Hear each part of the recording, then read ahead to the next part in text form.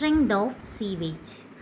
സീവേജിൻ്റെ strength എന്ന് പറയുന്നത് human, അതുപോലെ തന്നെ നമ്മുടെ ഹ്യൂമൻസാൽ ചുറ്റപ്പെട്ട എൻവയോൺമെൻറ്റ്, അതിൽ നിന്നുള്ള നോയ്സൻസ്, ആ നോയ്സൻസിൻ്റെ പൊട്ടൻഷ്യാലിറ്റീനെയാണ് നമ്മൾ സീവേജിൻ്റെ സ്ട്രെങ്ത് എന്നുകൊണ്ട് ഉദ്ദേശിക്കുന്നത്.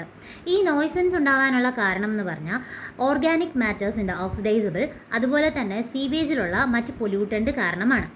ഈ ഓർഗാനിക് മാറ്റേഴ്സ് എന്ന് പറയുമ്പോൾ സീവേജിലുള്ള ഓർഗാനിക് മാറ്റേഴ്സ് അൺസ്റ്റേബിൾ ആയിട്ടായിരിക്കും കാണപ്പെടുന്നത്. അതുപോലെ തന്നെ ഇതിന് പട്രിഫിക്കേഷൻ സംഭവിക്കുന്ന സമയത്ത്, ഈ പട്രിഫിക്കേഷൻ എന്ന് ഉദ്ദേശിക്കുന്ന ചീഞ്ഞളിയാൻ തുടങ്ങുന്ന സമയത്ത് വളരെ ബാഡായിട്ടുള്ള ഒരു സ്മെല്ലുണ്ടാവും. ആ സ്മെല്ല് അൺഹെൽത്തി ആയിട്ടുള്ള ഒരു എൻവയോൺമെൻറ്റും ഇൻസാനിറ്ററി ആയിട്ടുള്ള ഒരു എൻവയോൺമെൻറ്റും ക്രിയേറ്റ് ചെയ്യുന്നു. അതുപോലെ തന്നെ ഓർഗാനിക് മാറ്റേഴ്സിൻ്റെ പ്രസൻസ് സീവേജിൽ കൂടുതലാണെങ്കിൽ അതിനെ സ്ട്രോങ് സീവേജ് എന്നും, ഓർഗാനിക് മാറ്റേഴ്സിൻ്റെ പ്രസൻസ് കുറവാണെങ്കിൽ വീക്ക് സീവേജ് എന്നും പറയുന്നു.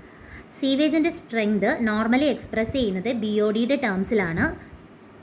BOD എന്ന് പറഞ്ഞാൽ ബയോ കെമിക്കൽ ഓക്സിജൻ ഡിമാൻഡ്.